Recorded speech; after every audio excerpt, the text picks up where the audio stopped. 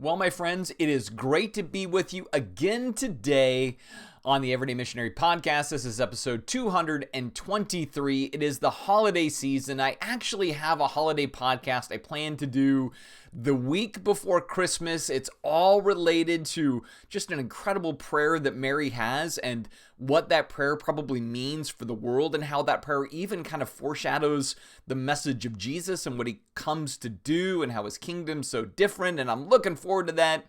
But until then, you have to just kind of put up with some of my musings and rantings and just things that I'm thinking about, because that's much of what this podcast really tries to do. It just brings you into my own wrestling, my own brain, because at the core of what I really believe is that the message of Jesus changes the world, and I believe that that change is most felt when his people most take seriously what that message entails, what it requires of our daily lives, what it really asks us to do in the margins of the difficult things of our world.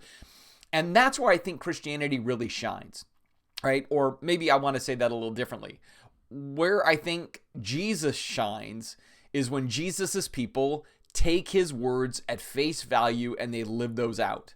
That's what they're committed to. They're committed to that more than their own comfort, more than their own rights, more than their own ease, more than their own agenda, more than their own privileges. Whatever it is, we go, everything that I have, I want to leverage for the good of Christ and kingdom. Like, that's the sweet spot. As opposed to everything I have, I've earned, everything I have, I want to maintain, and then I want Jesus somehow in the mix of all of that, but I want my American dream plus Jesus, as opposed to I'm going to use whatever American dream I've had afforded to me, I'm going to use that all in the name of Jesus, even if that means loss for me in some capacity, all right? So those are two different visions, I think. And I think the vision of I leverage everything for Jesus, and I'm not trying to protect everything, but rather I'm trying to administer everything as a responsible steward for the goodness of the kingdom to advance in the world. Like, that thing right there, that's what gets me excited. That will get me out of bed. That's the thing that continues to motivate me even on the toughest days, right? Where I'm like, is it worth continuing in this process? Is it worth continuing to try to be a part of kind of the evangelical machine and system and ideology and kind of social framework? And I go, you know what matters is, again, advancing the cause of Jesus, even in systems or places or times where that's been a little bit corrupted. And some of your worst persecution is not going to come from the disbelieving world, but from those who claim Jesus world. Like, that's where you're going to get the most punked. And yet, even for all of that, saying, but it's worth it because this message really does change things. This is the message of healing that brings flourishing and blessing to the nations, which is God's big agenda from beginning to end of the Bible. His whole goal is to bless the world, to transform the world, to bring lasting and true change from the inside out of people's lives. And as that inside out spills out into our world, it makes a real difference. That's what this is all about, right? So with that, I can't help but think about all of the known or unknown toxins that can get in the way of us doing that. And it either gets in the way of us doing that because it either taints our own inner perspectives, and so we become self-focused versus selfless-focused. That's one way it happens. Or two, we get tainted. We think that what we're defending and fighting for and everything else is right when it's probably kingdom wrong. And in the process, outsiders see that. They assume that that's the stuff of Jesus when it's not. And so we actually kind of sabotage the gospel, or we sabotage the message of the kingdom because of these broken perspectives. So my brain focuses on that a lot because I think that actually is the real difference between true fruit and just religiosity. It's the difference between doing Jesus stuff and doing religious stuff in the name of Jesus, because I think there is a difference between Jesus and religion, and I think you can talk a lot about Jesus in religion but not see a lot of Jesus in religion. And I want to make sure that we don't fall victim to that. And so if our mission is to be everyday missionaries, we're missionaries for Jesus, we have to think like him, act like him, focus like him. You get the drill, right? So that's a lot of the thing. And what I've been thinking about maybe a little bit lately is this word. It keeps haunting my mind. And it's the word entitled. And all of us know this word, right? Because if you meet somebody that comes across as entitled, it really sits poor with you, doesn't it? Like, you don't dig an entitled person. In fact, you think they're kind of snobbish. They're above everybody else. They seem to be kind of demanding. The world has to revolve around them. They're entitled in that sense. And when I think about our shared faith within the context of our current social climate, I keep like reading articles in my Christian publications and things like that, and I keep seeing these different legal actions being taken by Christian organizations or churches or Christian leaders or whatever else. Just lots of legal action nowadays. Lawyers are just doing great right now when it comes to Christianity and attorneys and everything else. And I keep reading this stuff and I go, man, it just sounds entitled. Like, all of these different lawsuits, all of these complaints, all of these, even sometimes like things that are genuinely problematic. Like, yes, that might be some kind of bias against Christianity. The tone in even a potential actual bias still sounds like, for the Christian, that we're sort of entitled. Like, wait a minute, we have rights, we have protections, we have these things that are afforded to us in our society that are protected, and we're demanding that you actually comply with what is given to us, or we're going to kind of throw a fit here, you know? And I go, that's the essence of entitlement. Now, I know some people say, well, wait though, Matt, there are laws that protect us, and why are you bagging on the laws that protect us? Here's what I've been thinking about with this, right? And this gets into a lot of things that I talk about here on the podcast. But I think about like Paul, for example. So let me give a little bit of a structure to this. So we tend to say, well, what's different between our culture now and maybe what the Christians were dealing with in Rome is that was an empire, but this is a republic. They didn't have rights as citizens, but we have rights as citizens. And that's actually very flawed thinking. First of all, while Rome was an empire, it was also a republic, right? So it was a republic turned empire, but some of the underpinnings of the republic were still a part of the empire. And one of the things was you could be a Roman citizen. And if you were a Roman citizen, there were laws that were afforded to you to protect you as a citizen, even in the context of the empire.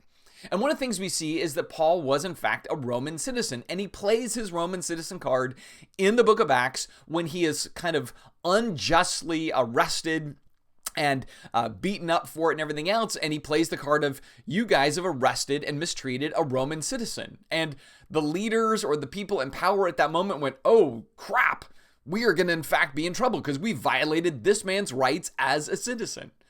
Now, here's what's interesting about what Paul does with the citizenship. He doesn't play that card for his freedom. He doesn't play that card so that his church can regather for worship. He doesn't play that card to promote his own self-value or his own self-preservation. He plays that card so that he can get all the way to the emperor himself and share the gospel. In other words, Paul only plays the card of his citizenship, not for self-protection or self-preservation, but rather to find an excuse, a reason, an opening, a door, whatever, to go and testify about Christ to the most powerful person on the planet as they understood their world, right? That's why he uses and how he uses his citizenship. So he doesn't use the laws that are there to protect him. He uses the laws that are there to protect him to actually make much of Jesus, to act like Jesus and think like Jesus and to promote Jesus even at his own personal cost. And so oddly enough, Paul plays the citizen card and it leads to his eventual death. But for Paul, that's all he wanted to do was go and preach Christ and let Christ handle the rest. He didn't play the card of his citizenship to keep himself from suffering. He plays the card to make much of the one who suffered for all of us, right? And that gives us a framework of how to operate. And so from that, I think what we need to begin to embrace, and I think what we've forgotten, and then we're constantly running around in this entitled privilege thing of, you can't do this to me. What we're missing is when the screws are tightened on the life of the Christian, that is the opportunity to show how otherworldly we are by loving our enemies, praying for those who are against us, doing good to those people. It doesn't mean we get a lawyer and we complain about how unjust this is, right? That actually scrambles the entire message. It says, no, we're afraid of the powers that be, and we need to leverage might with might so we can get what we are owed or we deserve. And what gets lost in that is the opportunity to highlight and showcase the very essence of the love and grace and even forgiveness of Jesus.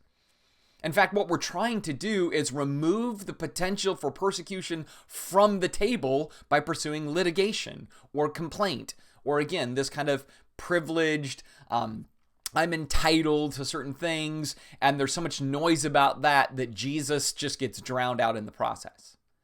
See, it's strange when you think about how often in the Gospels Jesus warned of, hey, you're not going to be liked, you're going to be persecuted, beat up on, mistreated, maligned, you're going to lose certain rights and certain privileges in your society, you're not going to be able to make money or sell goods or whatever else. Like, he warns time and again. He's like, if you want to follow me, here's what this is going to look like. And yet when you do it my way, in those contexts, people see there's something different about you.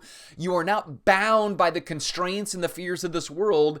And that is how you overcome the world. You don't bow your knee to the fears of the world, but rather you stand with courage, with calm, with quiet when the world is set against you. Like, that's the architecture of the whole idea. That is the golden ticket of the gospel, is you're showing this world doesn't have a grip on you.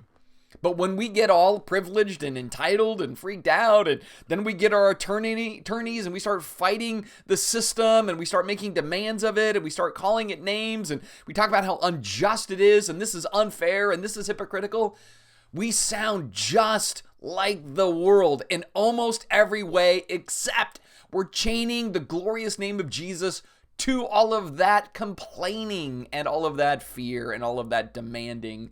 And Jesus is obscured, and our own privileges are elevated, and the gospel loses in all of that. That's the problem. And so even just this week, I was reading about some stuff, and it was basically, just more religious institutions making demands of state officials or whatever else. And I thought, it's so strange. It's like what Christians are doing and have been doing, or at least leaders in our Christian ranks have been doing now for a while, is demanding the right to worship a Jesus openly that we look nothing like when we make those demands, right? I want that to sink in for a minute. When we run around demanding the right to worship Jesus openly, but we look nothing like the Jesus we're demanding the privilege of worshiping openly, we undermine Jesus completely. Like, I think about this all throughout his ministry. Jesus didn't make a great many demands of anything. And certainly when we get to the end of his life and we get to the cross, he's making zero demands of anything. And what then compels us to Jesus is that very scene. Like, this is what's super strange. If you ask most any of us, like, what do you think is so profound about things from the day Jesus rides into town, the final week of his life, the day he rides in, all the way to the moment of his final breath and death? What mesmerizes you about this dude? And it's the fact that, you know what? He doesn't freak out against his enemies. He doesn't rail against them in these outlandish ways. He doesn't make demands of, hey, I'm God's kid and I should be allowed to live. I'm God's kid. Get off the throne. It's my throne. He doesn't do any of that, right? It's like there's this altogether different perspective where people lie about him and he doesn't try to clarify it. People are arrayed against him and he just lets it roll. His friends ditch him and he still brings them back. One of his friends totally betrays him and he's still like, dude, man, I care about you, If you're going to go do this, do it quickly. And so there's just this spirit in Jesus that is so radically different. And that makes us go, that's why we believe that he was God become man for us, because he did what no human being would normally do, right? He lays down his arms. He says, my kingdom's not of this world. He doesn't retaliate. He does not demand. He does not articulate, except to say, like, hey, this is a part of the plan. And even on the cross, when the entire world is arrayed against him, he's praying for them. He's asking God to forgive them. When he's got thieves on both sides of him who have demanded this, execution on their lives, like they've earned this, and then they're mocking him. He doesn't mock them in return or say, oh, you just wait because you're both going to be dead in a couple of hours and you're going to see me face to face, and then that's when I have my just dessert. He doesn't do that. In fact, one of the dudes finally realizes, like, wait, I have backed the wrong horse here. Jesus, don't forget me today in paradise. And Jesus is like, I promise, you're going to be with me in paradise. So Jesus forgives the guy that just like 20 minutes earlier was mocking him, right? See, all of this is the marching orders for us. All of this shows us what we're supposed to do. And you see that in 1 Peter chapter 2, where he talks about this idea that, hey man, Jesus suffered and left us an example to follow, right? Where it says then he isn't cursing people and yelling at people and mad at people and making demands and telling them where they're wrong. He just is showing a fortitude of meekness, which is strength under control for the bigger picture that the world is changed by sacrifice and by love, not by privilege and demand, right? That is critical for us. It's critical for all of us. And I know so often I get burdened in the podcast because I know it always feels like, okay, Matt's just here to take us to the woodshed again and everything else. No, I that's not my heart. My heart is like, man, I hope this inspires us to be like, yeah, that's right. We got to dig deep and make a difference. And a real difference isn't complaining. A real difference isn't pointing out that, hey, the world might be persecuting Christians. Like, well, that's a given. Like, that's a super given. In fact, my problem nowadays is I think Christians are yelling around and calling out persecution when it's not. It's just getting our licks for being dumb, A. Or B, even if it is persecution, how are we told to face it?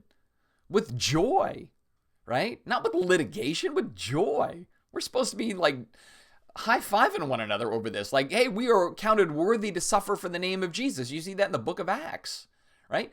In fact, in Philippians, it even says, hey, it's been given to you not only to believe in Jesus, but to also suffer for his namesake.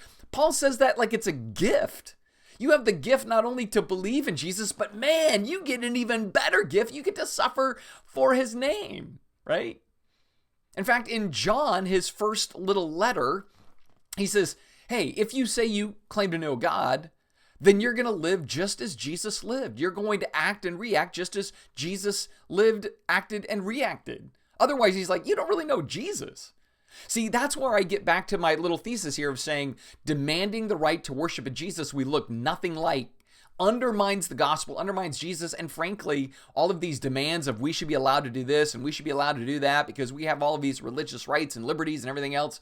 In the end, Jesus is probably just shaking his head going, that's so awesome that you're making all of these rules and requirements to protect you from being mistreated.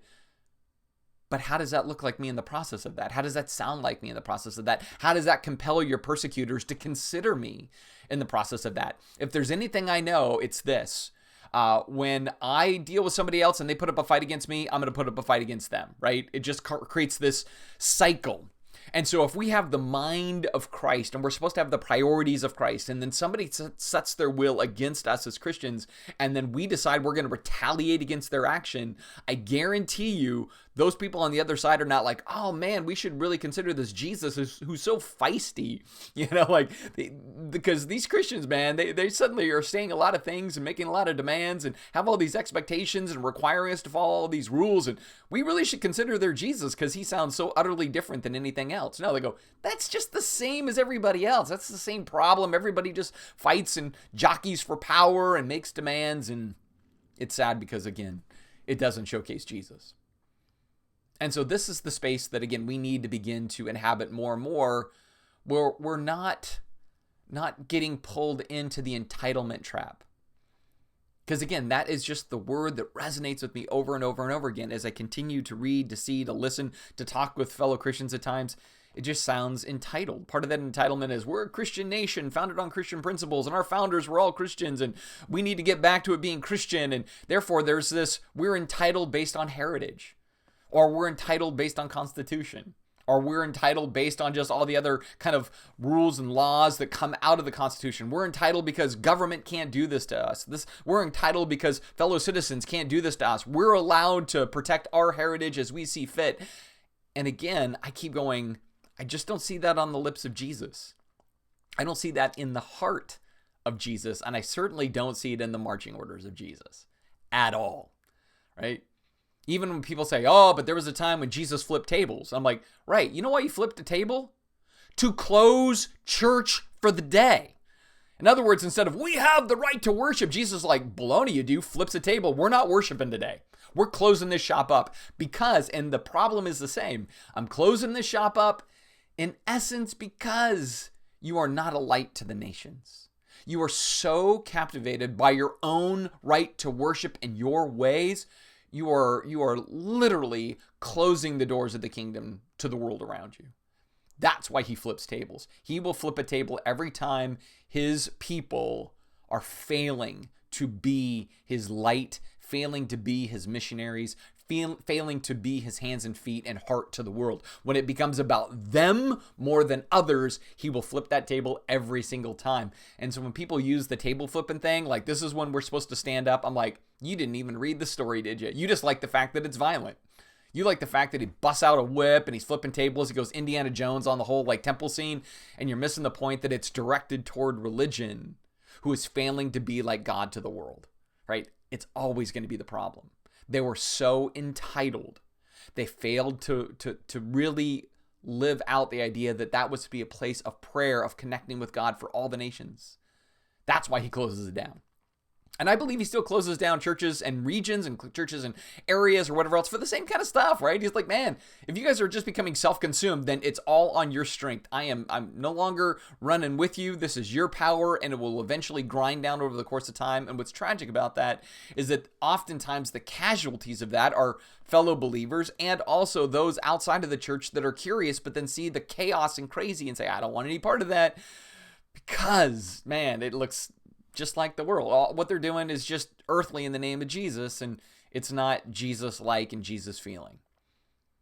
And so my hope in the podcast today is that you don't feel scolded. In fact, probably at this point, many of the people who are listening to the podcast in part are listening because of this very message right here, this idea that, hey, we can do it better. We should do it better. We need to do it better, and we want to do it better. And part of that is just learning where we've got some of our own hidden spots and biases and everything else, and trying to break loose of that so that we can better represent Jesus as he's meant to be represented. And in that, it's truly believing his words, right? Not just believing in this iconic Jesus figure and the fact that he saves me, a sinner, but more than that, it's believing that actually what he calls us to do is what we're meant to do, and that we're going to do those things at our own personal cost, even because that's the only way the world is transformed and changed, right? Like, we have to just believe that. And I think that's what this always kind of boils down to. We don't actually believe that there is joy in persecution. We don't actually believe that there is real reward for suffering. And so we try to mitigate persecution and suffering in our American culture by using the legal system or by using our religious liberties or whatever else. And it robs us of greater blessing, and it robs the world of getting to see the gospel in action. The gospel in the lives of people. It's robbing of the beauty of people saying, oh, how Jesus went to the cross is how his people still live. And like that makes me want to understand more. See, again, when we're just entitled, demanding, standing up against the man, showing we're not afraid of him in any way, but doing it with like a swagger, with like an attitude, right? Like, go ahead, bring it. You know, that thing, that ain't Jesus. That ain't Jesus at all. And if you go, no, Matt, I think it is, then please let me know. Please walk me through the Gospels and say, see, here's where Jesus has the swagger against the man. See, the only place Jesus has swagger against the man is actually religion. It's actually those who claim God, claim the Bible, claim the covenant, right? Like, he looks at those people, and that's where he busts out the whip, flips the table, and says, you missed it. You missed it because you're not showing God to the world. You've missed it because your religion's about your fulfillment, your sense of spirituality, your sense of, ooh, this is so good, so rich, so deep. Just lets my mind just wander in the rich depths of God's truth and doesn't practice it. Like, that's what he's busting out on, right? Like, that whole thing. And we're meant to be better than that. And we're filled with the Spirit to be better than that. And he's given us the capacity for fruit to be far better than that, right? He just says, you got to stay connected to me and I will bear my fruit through you. Do not take this world into your own hands, and certainly do not bow to it in any conceivable way, letting it be your power structure or being fearful of its power structure, but rather be my people in my way, relying on me, loving like I loved, caring like I cared, forgiving like I forgave, praying like I told you to pray, living your life in such a way that you are living and holy sacrifices, Paul says in Romans chapter 12, that we live as sacrifices to the world around us, sacrifices in the name of Jesus, sacrificing our own good, our own prosperity, or whatever else for the greater good of all by being like Jesus in tough spaces. And when we do that, oh man, he says, that's the sweet spot. That is, again, that golden ticket. That is what it means to deny yourself, take up your cross daily, and follow me. Listen, I don't want to demand the right to worship Jesus. I would rather just be like Jesus, right? Be like Jesus. Even if the world's saying you're no longer allowed to do that, we're going to take that right from you. Why complain about that? Why try to engineer against that? You know what a better, more fulfilling kind of thing would be that probably could actually bring real change? That I would joyfully worship Jesus in those kinds of spaces and not let the outside forces get me down. And man, from that, it shows you have transcended the stuff of the world. And you really are embodying the things of the kingdom. And you really believe there's a greater reward on the other side for that posture. And that even in that, it's what God will use to reach other people, because that's the one thing you see throughout Christian history. It's when Christians act like Jesus in the hard stuff, that's where people really get saved. You want to see where people leave the church in droves, and you want to see where the church shrinks in a culture like the United States? It's when we stop living and thinking and acting and reacting like Jesus, and we're just doing stuff in religious tones for religious fulfillment because we become religious people.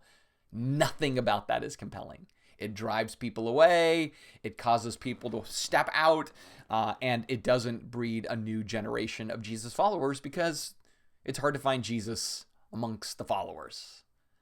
Now, again, I'm not saying this is all of us or anything else. What I'm saying is we just need to have a clear vision of what really accomplishes the goals and a clear vision of what really makes the difference. And if we're running around complaining, we're running around griping, we're running around worried, we're running around like the sky is falling, and we're concerned about what the government or what people are going to do to us. We're worried about if we're going to have the rights and privileges we've been afforded, and we're not thinking and respecting and responding like Jesus in the midst of it. It doesn't matter then. We just need to be honest and say, you know what, I just want Jesus as a part of my already kind of entitled life, and that's all I want to care about. But I know we care about more, and we want to embody more.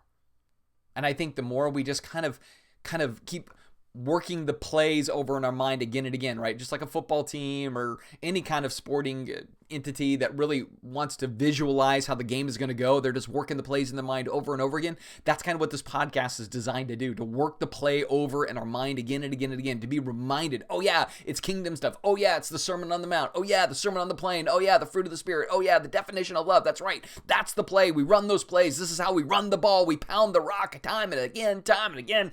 This is what we have to do in this world. We have to be like Jesus when we're tempted to not be like Jesus in the name of Jesus, because that's the problem. We get tempted to not be like Jesus in the name of Jesus, to somehow protect this entity system thing. But in the end, to what purpose? To what end? To what goal? If it doesn't look like Jesus, that's a bad thing. It needs to always look like Jesus, no matter what the cost. And I believe the more we're running those plays and thinking in those ways and gravitating to those truths, the more we will be effective everyday missionaries.